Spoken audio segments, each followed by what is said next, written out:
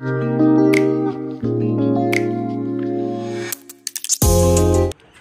বন্ধুরা, cooking studio by me and my sister চ্যানেলে সবাইকে জানাই স্বাগত। কুকিং স্টুডিও আজকে আমি নিয়ে এসেছি আফগানি এগ কারি রেসিপি। আর এই আফগানি এগ কারি রেসিপিটা বানানোর জন্য প্রথমে আমি গ্যাসে কড়াই বসিয়ে দিয়ে দিচ্ছি কিছুটা রিফাইন তেল। প্রথমে এর মধ্যে আমি দুটো পেঁয়াজ দিয়ে দিলাম। পেঁয়াজগুলোকে কুচিয়ে নিয়েছি। পেঁয়াজ কুচানোটাকে প্রথমে একটু ভাজা করে নেব। 2-4 মিনিট নাড়াচাড়া করে নিয়েছি। নিয়ে এখানে দিয়ে দিলাম 5 কোয়া রসুন আর 1 ইঞ্চি মতন আদাটাকে কুচিয়ে নিয়েছিলাম। এবারে আদাটাকে আর রসুন পেঁয়াজটাকে একসঙ্গে একটু ভাজা করে নেব। আর দিয়ে দিলাম দুটো কাঁচা লঙ্কাটাকে এর সঙ্গে একটু ভাজা করে নিচ্ছি।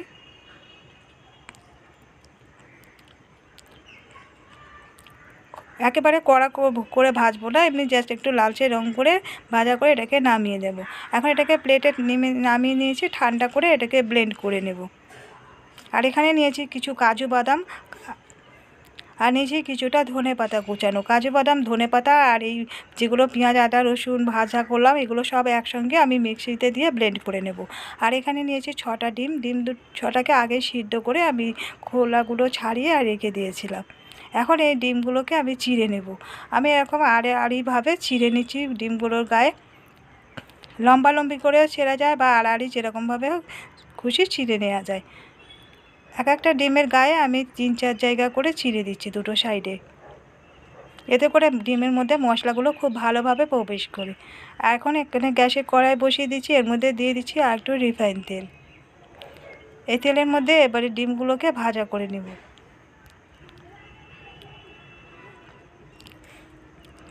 অল্প একটু হলুদের গুঁড়ো দিয়ে দিচ্ছি আর দিয়ে দিচ্ছি একটু নুন হলুদটা দিয়ে ডিমগুলোকে নাড়াচাড়া করে একটু ভাজা করে নেব।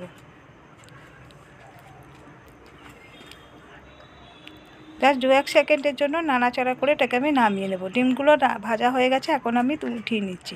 ডিমগুলো এরকম সাদা থাকবে, মানে কড়া করে ভাজা হবে না। এখন ওই কড়াইয়ের মধ্যে আরও কিছুটা রিফাইন তেল অ্যাড করছি।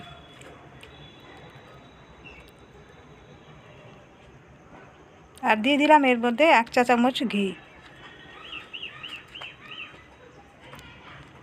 এখন এর মধ্যে দিলাম 1/2 চা চামচ সাদা জিরে ফোড়ন। জিরেটা ভাজা হয়ে গেলে এর মধ্যে দিয়ে দেবো কিছু গোটা গরম মশলা ফোড়ন। এখানে যে একটা তেজপাতা, এক টুকরো দারচিনি স্টিক, কতগুলো লবঙ্গ, গোলমরিচ আর আছে ছোটো এলাচ 3-4টে। এগুলো এই গোটা গরম মশলাগুলো জিরের সঙ্গে একটু ভাজা করে নেব। এবারে যে পেঁয়াজ আদা রসুন আর ধনেপাতা আর কাজু বাদাম একসঙ্গে বেটে নিয়েছিলাম, সেই ব্লেন্ড করা মশলাগুলোকে দিয়ে দিলাম। দিয়ে এর সঙ্গে খানিকক্ষণ কষিয়ে নেব।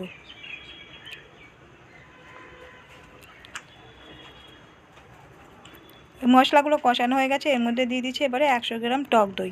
টক দইটা ফ্রিজে থাকলে আগে থেকে বাইরে বার করে রেখে দিতে হবে। আর আমি এটাকে গ্যাসের ফ্লেমটা একদম লোতে করে দিয়ে তারপরে টক দইটা দিয়েছিলাম। এখন দিয়ে দিলাম আবার নুন অল্প একটু, দিয়ে দিলাম লঙ্কার গুঁড়ো 1/2 চা চামচ, হলুদের গুঁড়ো দিয়ে দিলাম 1/4 টিস্পুন,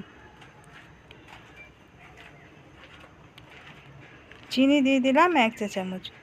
এখন এবারে মশলাগুলোকে আবার নাড়াচাড়া করে একটু মিশিয়ে দিচ্ছি। আর জিরের গুঁড়ো দিয়ে দিচ্ছি 1/2 চা চামচ। জিরে না, আমি এটা ধনের গুঁড়ো দিয়েছি। জিরেটা আমি ফোড়ন দিয়েছিলাম আর ধনের গুঁড়ো 1/2 চা চামচ দিয়েছি। এখন সমস্ত মশলাগুলোকে কষিয়ে নেব। ততক্ষণ কষাতে হবে যতক্ষণ এই মশলাগুলো থেকে তেলটা ছেড়ে আসছে। মশলাগুলো কষানো হয়ে গেছে, মশলাগুলো থেকে তেল ছেড়ে এসছে। এখন ভেজে রাখা ডিমগুলোকে দিয়ে দেব। ভেজে রাখা ডিমটা দিয়ে মশলার মধ্যে 2-4 মিনিট নাড়াচাড়া করে একটু কষিয়ে নেব।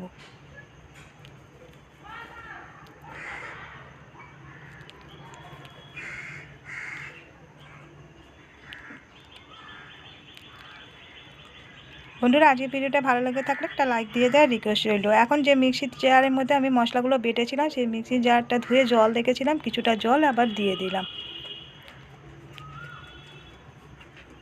গ্রেভিটা কীরকম তৈরি করা হবে সেরকম বুঝে জলটা অ্যাড করবে। এখন গরম মশলা গুঁড়ো দিয়ে দিলাম 1/4 টিস্পুন আর ঘি দিয়ে দিলাম 1 চা চামচ। এই ডিমগুলো দেওয়ার পরে আর এটাকে খুব বেশি ফুটাতে লাগবে না, 5 মিনিট মতো রাখলেই হবে। ঘি গরম মশলাটা দিয়ে আমি এখন 5 মিনিট মতো এটাকে ফুটিয়ে নিয়ে নামিয়ে নেব। আর এই ডিমগুলোতে খুব বেশি ঝোল রাখা হয় না, অল্প গ্রেভি করে নামানো হয়। ডিমটা আমার তৈরি হয়ে গেছে, এখন আমি এটাকে নামিয়ে নেব। তৈরি হয়ে গেল আফগানি ডিম এর কারি। আর এই ডিমের কারিটা ভাত বা রুটি, পরোটা বা লুচি দিয়েও খাওয়া যায়, কিংবা পোলাও, ফ্রাইড রাইসের সঙ্গেও খেতে পারেন। আর আজকের রেসিপিটা কেমন লাগলো কমেন্ট করে জানাতে ভুলবেন না। ভালো লাগলে একটা লাইক দিয়ে দেবেন, শেয়ার করে দেবেন এবং সাবস্ক্রাইব করে রাখার রিকোয়েস্ট করলাম নতুন বন্ধুদের কাছে, যারা আজকের ভিডিওটা প্রথম দেখছেন। আজকের মতো বিদায় নিচ্ছি, ফিরে আসছি আবার নতুন কোনো রেসিপি নিয়ে। ততক্ষণ সবাই সুস্থ থাকবেন, ভালো থাকবেন।